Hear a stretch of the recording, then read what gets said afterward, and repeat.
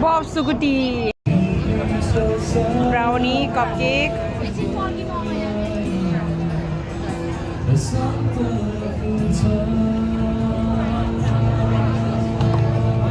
चीज पोटाटो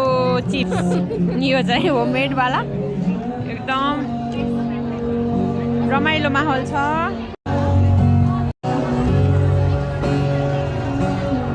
कस्तो लाग्छ दर्शु